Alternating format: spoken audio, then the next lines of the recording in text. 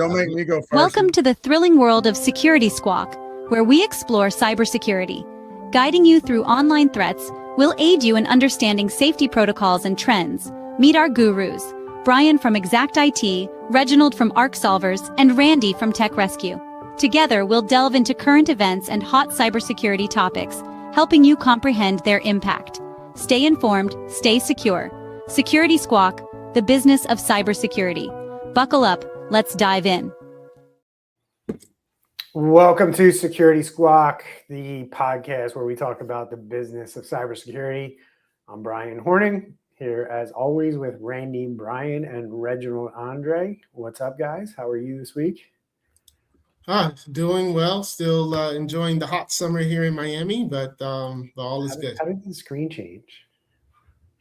Anyway, got it back to normal. So the screen changed on me when I hit start for some reason. So weird. What's going on, Randy? What's new? Not much, man. We're under a flash flood watch right now. So we had alarms going off a little while ago.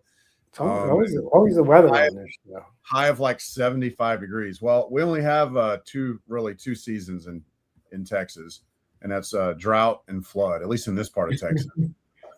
We're either having a drought or there's more rain than we know what to do with. Cool. So we got a heck of a show for everyone this week. Randy's going to open us up, talk about a breach at one of the biggest IT/consulting firms out there, and give us the details on that. Andre's going to bring us a report on why restaurants keep getting cyber attacked and hit over and over again.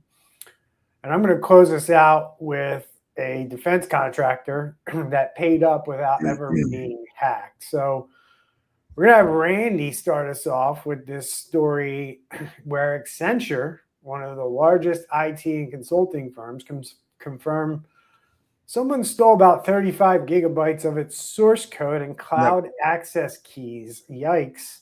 Randy, this is your world. You like to get in deep here, so take it away.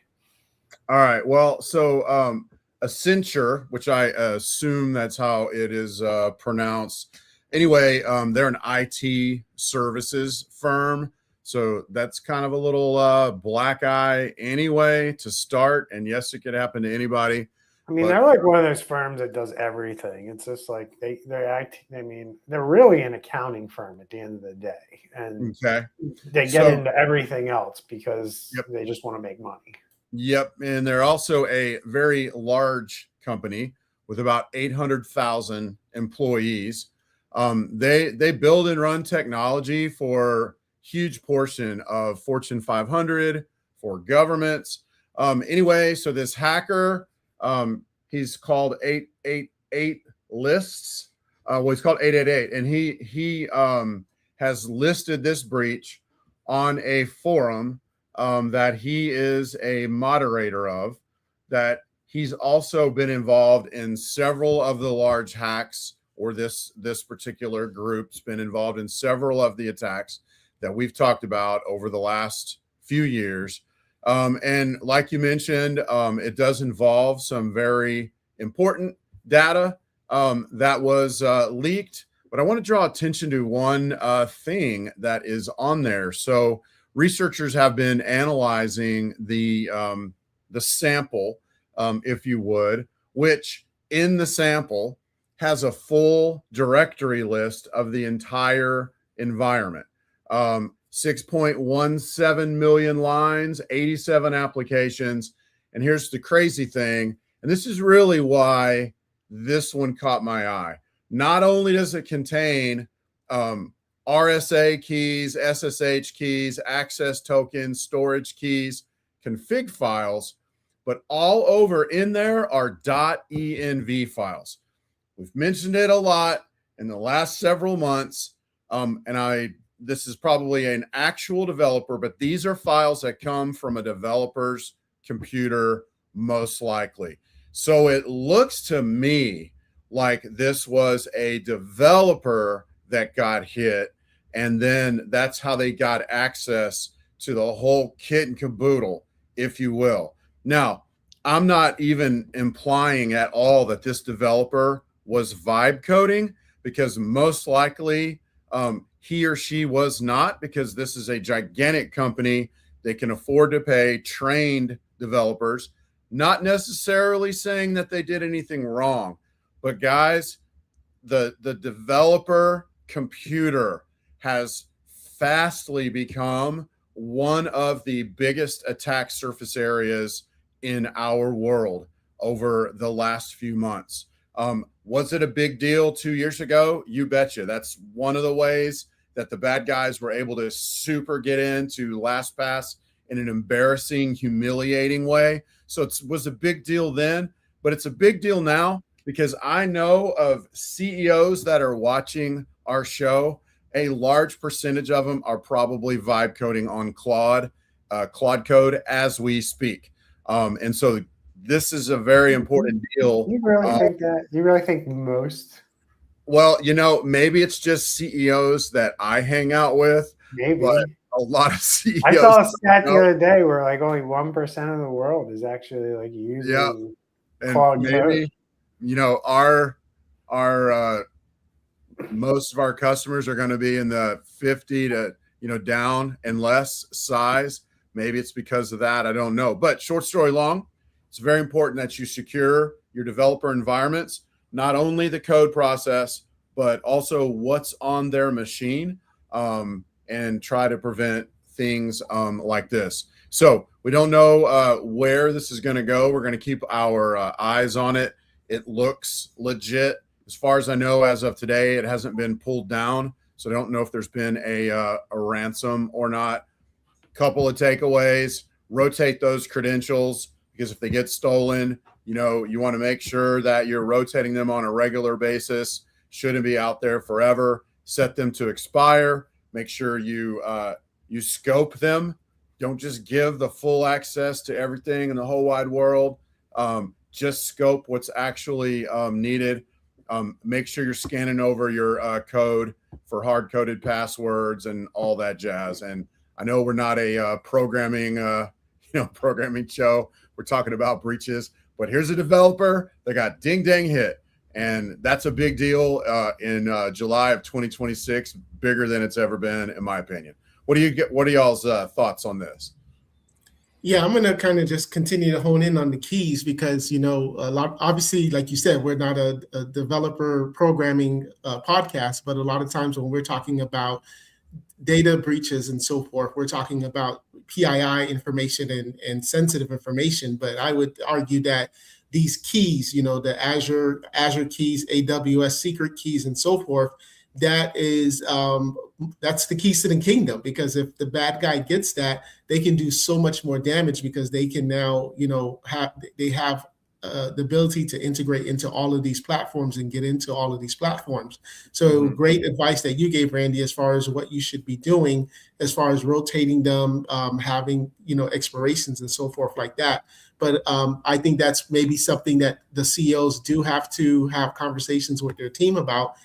Is like, okay, we know we have a password manager, but how are we making sure that all of these other items that we may be using with GitHub or whatever, containers, whatever it is, how are we making sure that we're protecting that as well? Not sharing, your traditional people sometimes will save it in your OneNote or some SharePoint and a notepad or whatever, but let's make sure that these keys are protected as well. Bryan, there was a time when you led a team of developers. Do you have any thoughts on this? I'm sure you're going crazy. I don't have a whole lot to add because you guys have pretty much hit on it. The keys are a massive problem because we talk about, we've been talking about for 18 months on this show constantly and highlighting the third-party risk situation. And this just exacerbates that whole conversation. Again, because you got a company who's entrusted with these keys, and these keys are the passwords to your systems. I mean, it's that simple. So unless you're going to go through a process of rotating all these keys with all these customers, you got some real risk on your hand, depending on what these systems are. I got to imagine if you're a developer and you have these keys, you have the keys to unlock some serious data with some APIs and stuff if you know how to reverse engineer and know what you're doing with it. So, from a leadership standpoint, this just highlights the fact that, businesses, as much as they say and want to do the right thing and keep everything on the up and up, even the big companies struggle with this. It's not easy to stay ahead of this and stay in front of it. But it's also not impossible at the same time. Like, you have to put effort into it, right? And I think that's the lesson that's going to be learned here with Accenture. Like, what went wrong? How did they get in? How did this one developer have so many keys in one spot that somebody could access? There's a lot of things that we know in terms of basic cybersecurity that we can read in these articles that we can tell things like segmentation, even at the data layer, is not being done. Right? I know I'm getting geeky and technical speak here, and a lot of people watching this show don't even know what the data layer is, but at the end of the day, you can segment your network, you can segment your data. Andre talks about it all the time, segmenting personal information from identifiable information, right? Using sequence of random numbers and codes that you can associate back to a record. There's all different kinds of ways that you can go about doing this that, quite frankly, are expensive, are only necessary in certain cases. So you're not going to do it everywhere. And I think that's the challenge. It's like companies kind of get frozen like deer in the headlights. Like, should we protect this? Should we not protect it? How far do we need to go? Chris, the developer, needs all the access to all that stuff over there. So let's just give it to him because it's easier. Otherwise, he's just going to keep bothering us all the time for access. That's stuff that happens in real world, right? Yep. So we don't know what's going to happen, but I guarantee you there's policies at Accenture that were probably violated here or not being followed. That would be my guess. Yeah.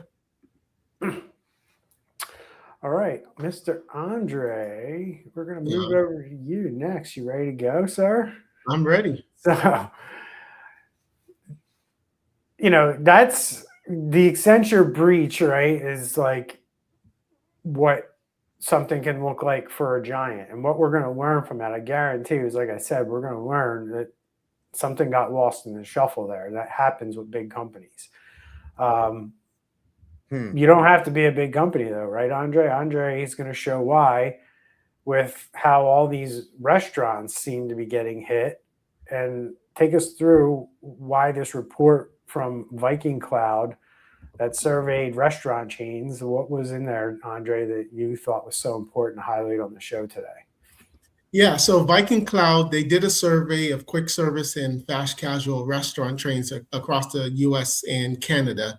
And, I found a big contradiction between this. And I'll read you the statistic. It says 94% of restaurant leaders say they are confident that they can prevent or detect cyber attacks, yet 80% experienced a cyber attack in the last year, and 76% had sensitive data leaked, including credit card data. So that's kind of like saying, I'm pretty sure 94% of the time I'm going to be able to make a free shot, a free throw in basketball, but 80% of the time you miss. Like, it makes no sense of, like, how can you be so confident that you can prevent or detect cyber attacks, but then 80% of these people got hit the last year. So that was a little interesting there. The report also found that 78% delayed security patches because they're afraid updates will disrupt operations. And we see that all the time. And usually it's because someone's got some type of legacy. Now, yes, I understand these restaurants pretty much are maybe 24 hours or working 18 hours a day. So it's limited amount of time, because if you have a failure point in the morning and breakfast time is coming up, you could lose sales. But I'm sure it also has a lot to do with, just older legacy systems that they're afraid to upgrade. And then another thing that they said is 80% of these restaurants experience some type of social engineering attack, phishing, fake refund scams, and AI generated voice and impersonation. And only 36% have 24/7 monitoring or standard security controls. So this is a big difference between like a perception and reality, because you have these people, I don't know who they are, doing these surveys saying, yeah, we're doing our best, but then they're getting hacked. It just doesn't make sense to me. We talk about that all the time. I mean, the gap, I talk about the gap between what CEOs or the front office says and what actually is going on in the real world. The gap is like a mile wide. So yeah, it's a massive problem if we're not going to be honest with ourselves and have the self-awareness to be okay with the fact that we might not have the best of that cybersecurity. One of the things that really stands out to me is that 76% had customer data leaked. And that's kind of been a soapbox I've been on this year, because that is fastly becoming one of the biggest liabilities that a company can have, if it's not already, because the ambulance chasers, if you will, follow those breaches. And like in our state, you have to publicize them onto a state website that talks about customers getting breached. So that's going to invite lawsuits. We just talked a couple of weeks ago about the lawsuit that they didn't even have proof. And apparently the customer data from the sample was pulled back off of the dark website, but still the lawsuit was saying in February, our phishing and spam shot through the roof. And as a class, we're coming after you as the company. Obviously, that's not going to happen to your local like Mexican restaurant, because it's not big enough, for the lawyers to hear about or whatever. But on a smaller scale, it could. So that's the one that's to me, that's the figure that's a little disturbing there, that business owners aren't aware of, is how important your data is, especially your customers' data, your donors' data, whatever it is that you deal with. That's PII, personally identifiable information. Yeah, and they're just not selling food anymore. They have POS systems, mobile apps, online ordering, loyalty programs, delivery integrations, the digital menus, AI, drive-throughs. So like all of this, it's now data. Is just not selling food anymore. And any of these layers could get attacked and have that information that eventually got breached. And especially if they don't update. I think they also are thinking like, okay, so like we have Toast, and Toast is all on iPads and it's cloud-based, and, and it's safe because it's in the cloud and this and that. And doesn't it cover 80% of our business, blah, blah, blah. And I think that's just I'm not saying that Toast is unsafe, but that's an illusion. Your entire business is not incorporated inside of Toast. It's a part of it. It might even be 80% or 90% or whatever, but you still have access to Toast and other things that are not in Toast, or whatever the POS happens to be. That I think that's where they get lulled into thinking that it's not a big deal, Yeah. I like butter on my toast. I love toast. Yeah. How about 78% of these guys, these restaurants, right, admit, and I just looked at this number and I'm like, wow, this is probably true for a lot of businesses that have computers on the floor, like operational technology, so retail, manufacturing, restaurants that considered retail. 78% of them admit that they delay security updates so they don't disrupt service. That is like wild to me that's even admitted. So the data is like, I can't even read it because it makes my brain hurt. It's like 94% of restaurants felt confident they could stop an attack. 80% got hit. And oh, by the way, 78% admit that they delay security updates. If 78%, that's why 80% got hit, because 78% think it's okay to delay security updates. That's the data that makes sense. Yeah, and 2% got lucky. Goddamn, I wish I could wake up 94% confident that I'm not going to get cyber attacked today, knowing that I don't do updates. Yeah. I mean, like, I'm pretty confident because I know what I do and I'm pretty well segmented, protected. People try to hack me all the time, and I know it. I see you guys out there, like, hitting my stuff. Like, I'll probably end this friggin' live stream and I'll get a million friggin' alerts today. Yeah. Usually happens when I go on Twitter and people like start like messing with me. But good luck. That's all I gotta say. But I don't know how you can be so confident when you don't have all this stuff in place. Because they don't know. Yep. I guess ignorance is bliss, huh? Yeah. It's true. I mean, and honest, I'm not, like I said, I'm not harping on Toast, but like, because I see Toast all the time. But I mean, have you ever seen Toast? It's like these really sleek, like. I thought you were talking about programming language, honestly, until I caught up to what you were actually. Oh yeah, no, it's a POS, and it's like it's like real sleek, and it looks all modern. It uses little slim tablets, and like you could be lulled into thinking that you're good enough, but that the reality is, even if it was, you feel Apple safe using this, is what you're saying? Exactly. Well, just like even if it looks like it looks like an iPhone, so it's got to be safe. Exactly, and I'm sure they're doing a great job. I just happen to think of that one, but I'm just saying, even if what they have is 100% secure, you still have to access that from outside of that network, your home laptop, your personal laptop, your employees, your social media person, like all kinds of attack surfaces are opened up no matter what is going on with your POS. So I don't know. That's what I think that lulls them into thinking that they're good, because they used to have some crappy POS before, that ran on Windows. Interesting that you say that. I mean, I'm surprised Andre's not already like pulling it up, like the marketing on Clover's website. Like, what are they saying? They could be like, "Hey, we're your one-stop shop. You hire us, and you're secure." So, I mean, we see that kind of marketing language all the time, right? Yep. So. Yep. As we say on this show, there's no silver bullet, even if a company sits there and says they're the greatest things in sliced bread. Yep. You still want to make sure that company is doing everything that they say that they're doing. So we had a salesperson at a new client of ours, a salesperson from a POS, tell them, "Oh, you don't need all that stuff Tech Rescue's doing. We're in the cloud. We take care of all that." And my wife basically ran it up the flagpole and talked to some high-level person at that company, and they're like, "Oh, no. We're not saying," because we were like, "Okay, so are you going to go to court with us, for breach? Are you going to take the liability for breach?" Of course they're not, so you got to be careful on these things. Yeah. Or they'll say, "Oh, we're SOC 2 certified," and and then that's like, come on, man. Forgot to put the graphic up, Randy, when you started talking. My bad. Sorry.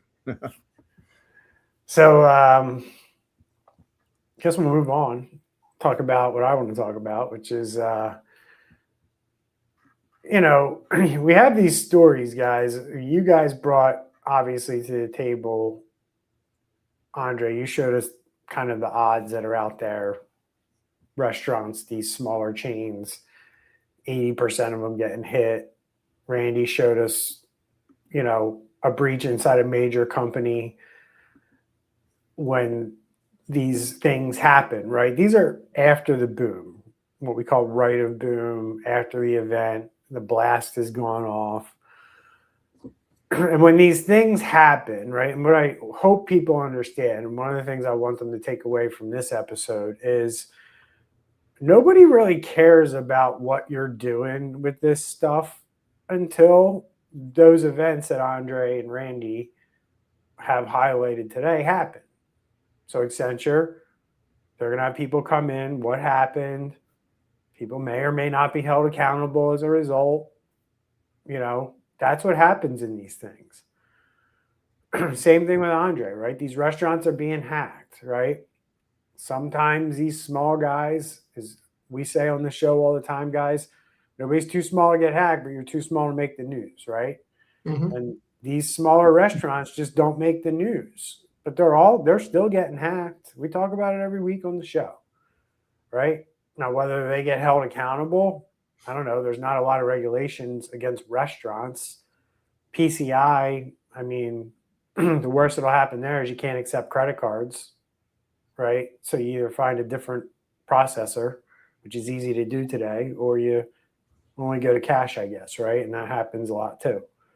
But at the end of the day, the restaurant's risk around compliance in terms of cybersecurity isn't high. Health department, it might be a lot higher than what you have to deal with when it comes to cybersecurity. So at the end of the day, you're confident because you don't think there's any reason anybody's going to shut you down other than the cyber criminal. And you're hoping that that day never comes.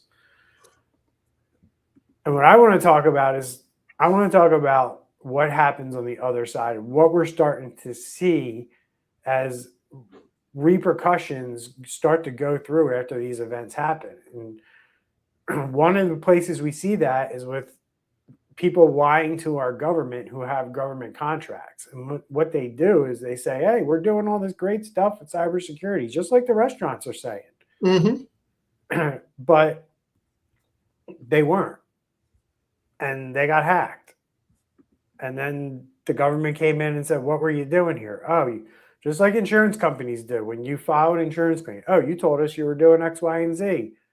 You're not. Well, with insurance, they just don't pay your claim. You lie to the government with a federal contract, you're going to jail and you're getting fined 3 times your contract value. So in June, guys, an Alabama defense contractor, LogZone, they paid the Department of Justice over $507,000 because of their security claims to the Navy. So this is important because we have this thing out there called CMMC.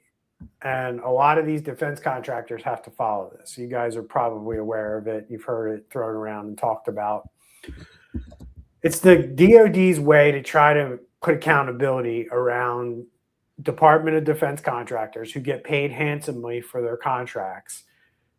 And in those contracts, it says, hey, if you're going to do business with us and we're going to send you government information, we want you to make sure you're protecting this just like we would in the government.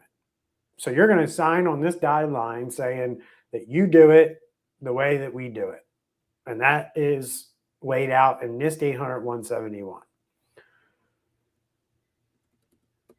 What these organizations have been doing for the better part of 20 years, and I'm going to say 90% or more of defense contractors have taken money from the government and not done all the things that they're required to do in NIST 800-171. So as a result, CMMC was developed. As a side note, there was a note that came out this week from the Department of War saying, hey, we're going to hit the pause button on a piece of this. It's only one little piece, which is the third-party assessors coming in and assessing your business. Nothing else has changed outside of that. You still have to file NIST 800-171. You still have to do your own self-assessment and submit your score to the government every year. So if you're a CMMC person, hopefully that helped you a little bit to understand this. Why that's important to my topic this week is because this company, LogZone, did that exact thing. They submitted a score and they self-reported a perfect compliance score of 110. Now, I've been doing audits for a very long time of these defense contractors. I've never come across a defense contractor that has a legitimate perfect score. Now, I've come across defense contractors who said, we got a 110, and then we go in and go, yeah, you got a negative 150, right? And that happens all the time, guys. Like we go in, they're like, we got a 70, we got an 80, and it's a positive score. We go in, we run our assessment. No, you're negative. And that's possible with the government scoring system. You could be so bad with what you're doing that you have a negative score. So with LogZone, guys, their audit later revealed a score of a negative 170. Now, like we go in and we'll do a scan like this, not an official audit, just a, hey, we're going to do the same thing they're going to do, give you a heads up on the score, and we get thrown out of the office because we tell them it's negative. Why? Because we're dealing with IT departments. We're dealing with IT people at defense contractors, and you're basically telling them, number one, your people aren't doing their job, what they're supposed to be doing.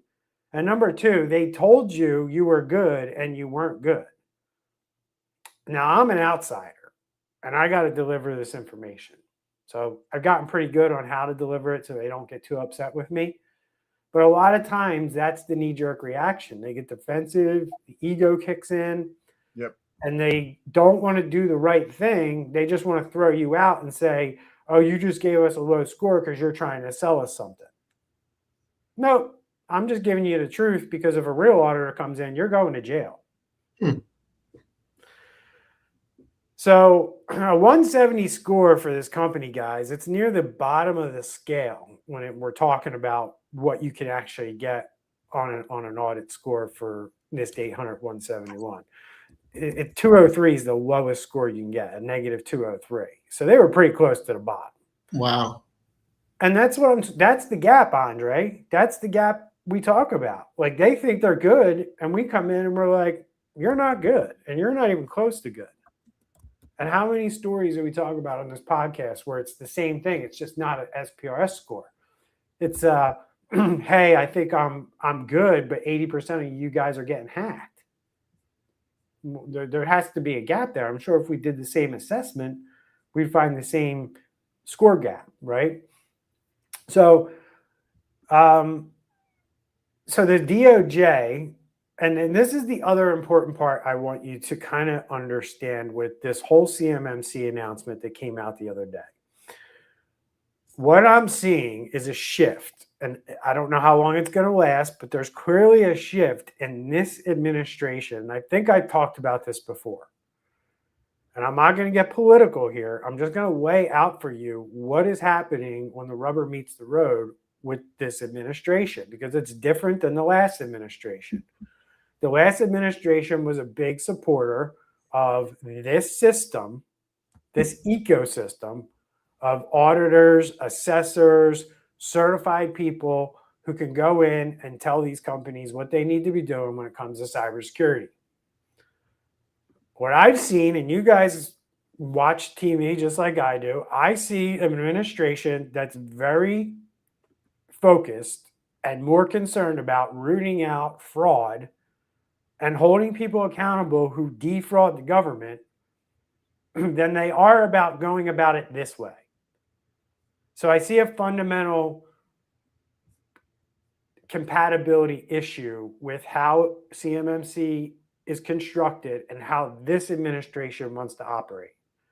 Now, whether things will change dramatically under CMMC in the next 3 years, and they could get a longer leash than that, depending on who gets elected next. But you got to pay attention to this stuff, because who gets elected matters.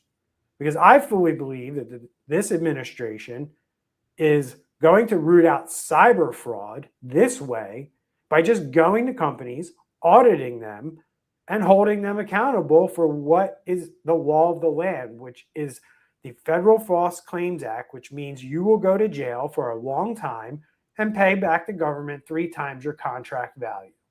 Mm-hmm. And that's what's going to happen. And CMMC is in jeopardy of being scrapped at the audit level, not the enforcement level and not what you have to do level. But they're not going to have people come in and audit your business proactively. They're going to have auditors come in after events, or they're going to spot check certain contractors here and there. And you got to pay attention to stories like this that I'm bringing to the show today, because this is the beginning of what I think is how this is going to play out in the future, right? Every SOC 2 PCI form, cyber insurance questionnaire you sign is a legal agreement. So you got to be able to certify what you're doing and prove it. If you can't prove it, you're going to be held accountable in the same way. That's the bigger thing that scares me, guys. It's not whether you could be doing it, but if you can't prove you're doing it, the government's going to hold you to the prove it to me, show me the evidence that you were doing this for the whole entire time that you had this 2-year contract. That is what you're up against. Thoughts? I actually like it this way. I just don't know if the government can do it at scale to do these type of spot checks. There's one thing if you get data breach, okay, fine, they come in, but spot checking, I don't know if the government can do that at scale. Now, yes, they can hire people and things like that, but I don't know. But another thought too is, like I Googled this company. They've made over $100 million in revenue from the government contracts. So it's like, man, you just pay the money and do it right. Like, I work with these guys. Nobody really plays with the government for a few $100,000. So like if you have a government contract, it's probably going to be in the millions. Yeah. Look, you're paid well for a government contract. I've been in the government in some way, shape, or form for 25, 26, 27 years. I started off as a defense contractor. I learned the game there working for the Navy as a defense contractor. These contracts are very profitable, and our taxpayer money is overused to that extent, in my opinion. It's part of the reason why I started Exact IT, because I couldn't stand what I saw at the Navy. Just the amount of waste that happens because nobody cares, because it's not really anybody's money but the taxpayers. They just get a bucket of money at the beginning of the year, and they're basically like, here, spend it or you don't get all of it next year. Yep. That's how it goes. It's a horrible way to run a system, because it just means we have to spend more and spend more and spend more, because every department, at least where I was, they're all trained to spend their money some way by the end of the year, which is coming up end of August, right? So they're frantically spending money right now if they have extra money left over. Yeah, I just don't see if you got it that good, why do you have to skip? That's why they should be held accountable, because that's why I don't feel bad for anybody who gets nailed with a Federal False Claims Act. Right. Because like, you took the money and you didn't do what you said you were supposed to do, right? But Andre, this is like the cat chasing its tail, dude. Like, they've been trying to do something around this for 20 plus years, ever since computers came out and CUI started transferring over email and stuff like that from government to contractors. We've been down this road before with the government trying to enforce it this way. Mm-hmm. They just give up. I mean, there's just too much to do. Yeah. Right. So it turned from, let's go after some companies proactively, maybe after they get 100 million in contracts or something, we'll take a look at what they're doing. We'll bother those people, but we're not going to bother anybody under 100. I don't know what the criteria is, Andre, but budgets change, things change. People are going to be like, hey, we don't need that many auditors for that program anymore. And then the next thing you know, you're back to only auditing these DoD contractors when something happens, like after an event. Mm-hmm. So there's no good answers. What's that? Oh, we need the next graphic. Oh, my bad.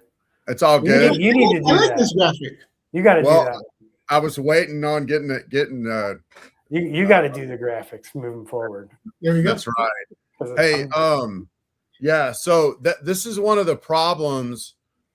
I mean, it's obviously, you say you want to get into politics, so we don't want to get into politics, but just from just a practical, has nothing to do with politics.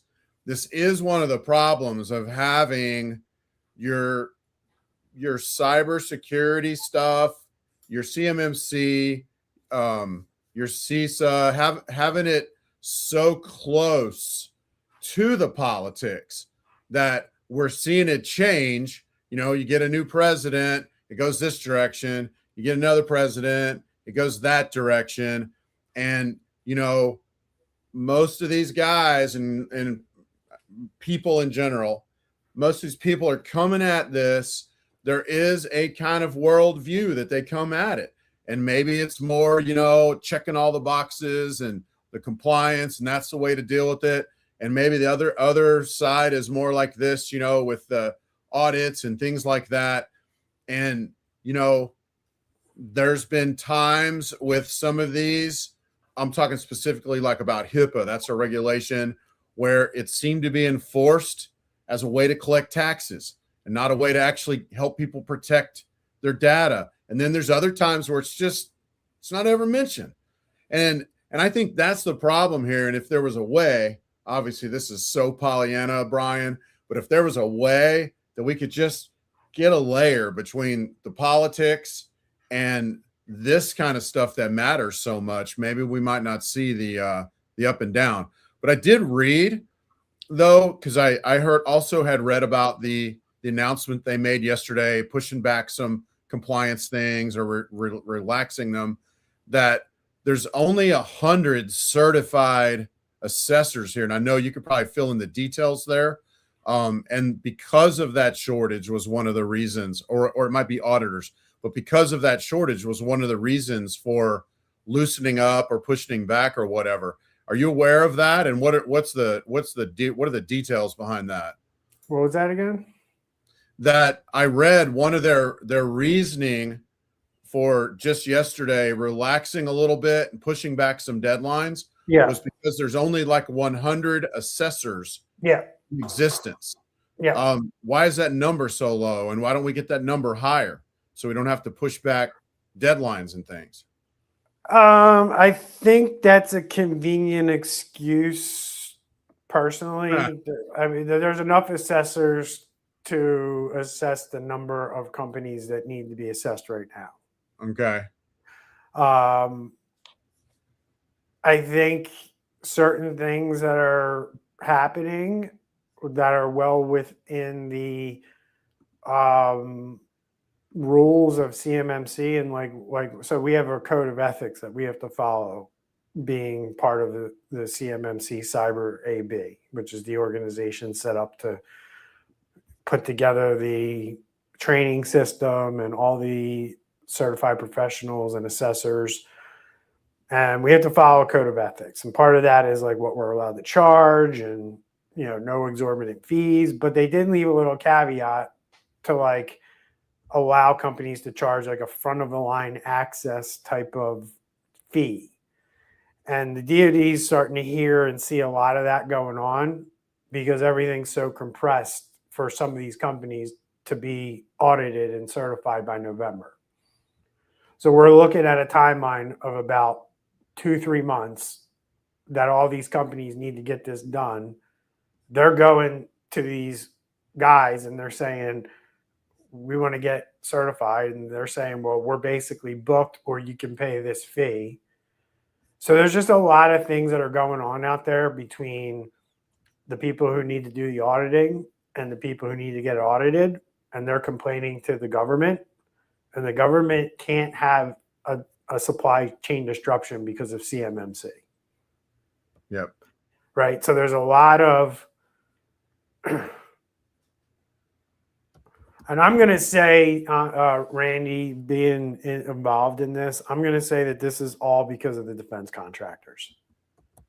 I think that because the CMMC, the Cyber AB, they've been diligent for over 5 years trying to roll this out the right way and get everything set up the way that the DoD wanted it set up so they could have an ecosystem like this to audit these companies.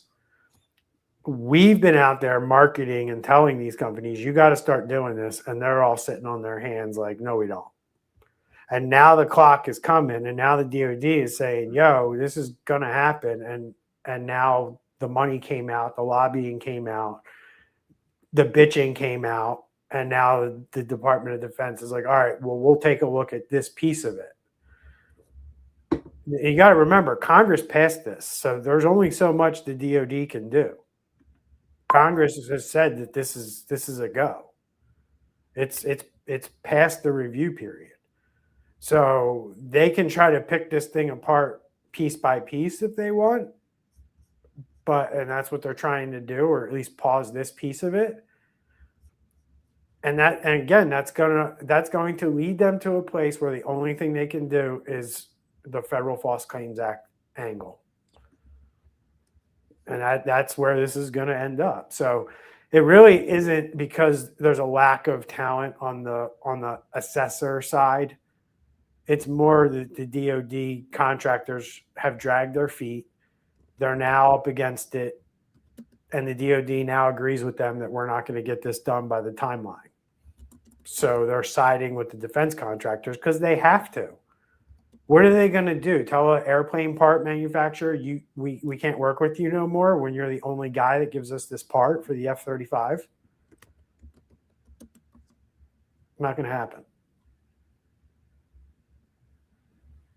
So they got to figure out a way to hit the pause button so the F-35 manufacturer, who's not CMMC compliant yet, can still deliver that part to the government.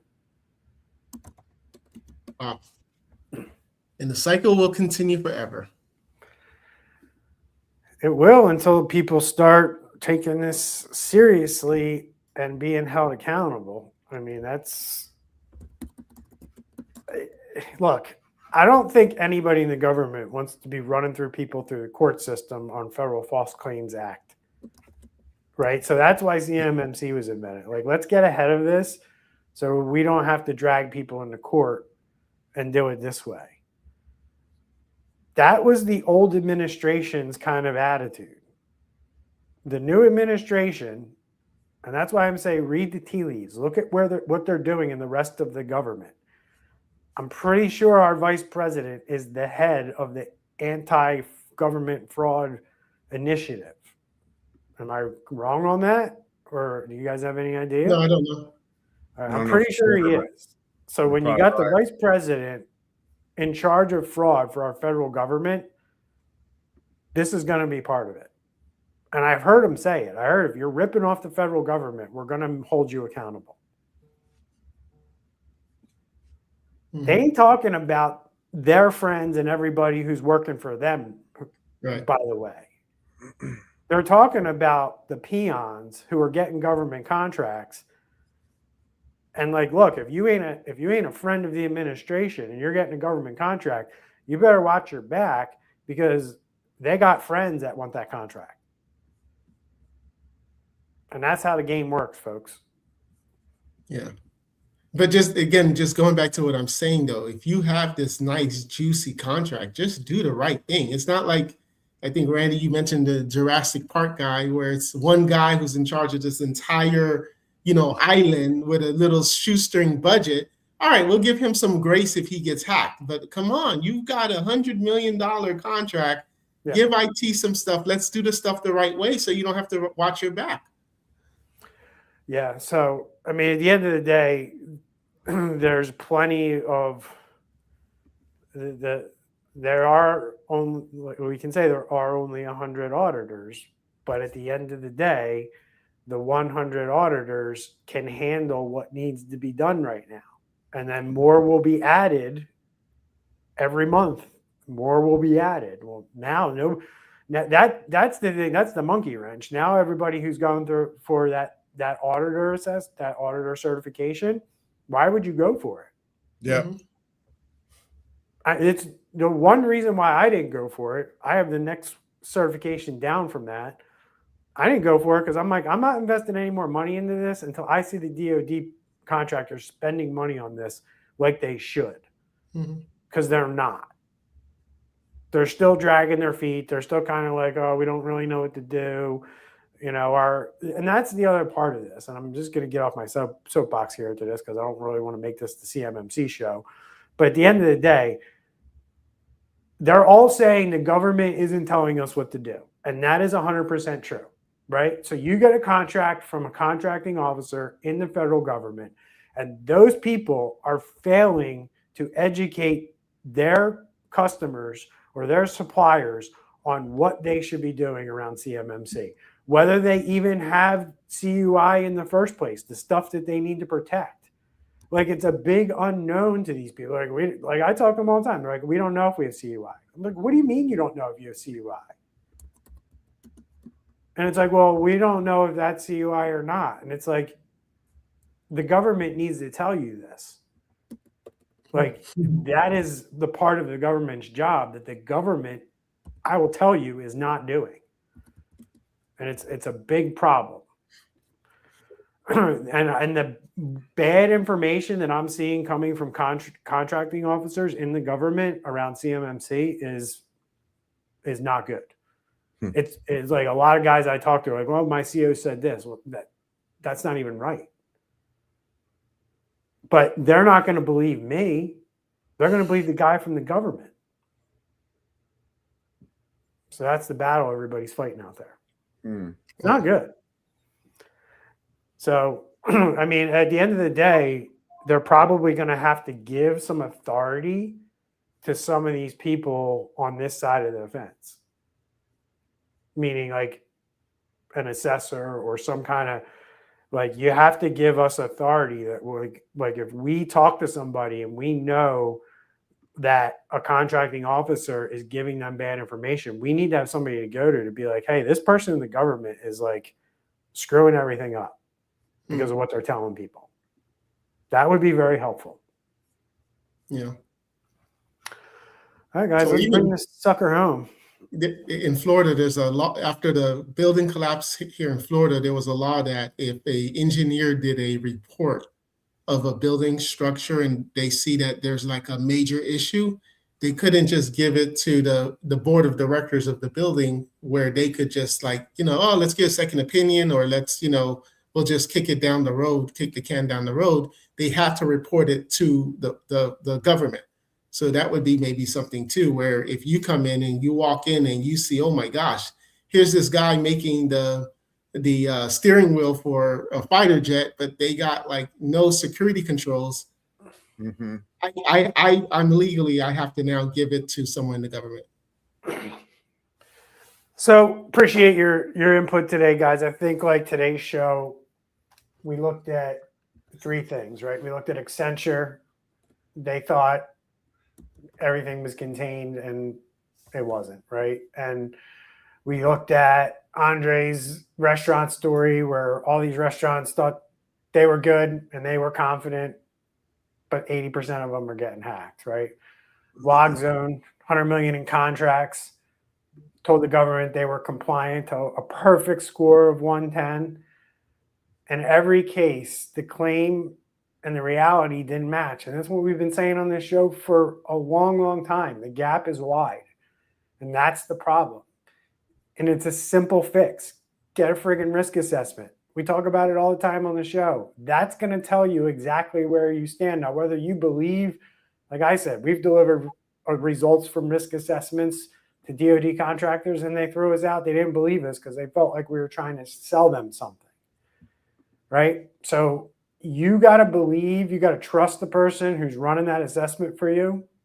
If your knee-jerk reaction is going to be defensive, or you're going to let your ego get in the way and be like, oh, well, they're just trying to sell me something, you're going to end up in the same place, right? This is all mindset. This is all leadership. Who's going to take the reins and handle the risk the right way, right? The risk this week isn't new malware. We didn't talk about ransomware. We talked about the gap between your security claims and the truth. And the truth lies in a risk assessment. So what you claim about your security is now what you'll answer for when the auditors, when the cyber insurance company wants to know what you did. Hopefully it's not the DOJ, because if it's the DOJ, you're in a lot of trouble. So hope you enjoyed this show this week. If you had, please head over to our website, securitysquawk.com. It has all of our past episodes and a breakdown of our show. We would appreciate if you would subscribe to us wherever you're consuming this, whether that's on the YouTubes, on Facebook, LinkedIn, on the podcasting platforms, Spotify, iTunes, all those places you can subscribe to us. Leave us a review if you can. Love to see you in the comments. Thanks to Randy and Andre for showing up this week. This is Security Squawk for June 15th. We'll see y'all next week. See ya, everybody.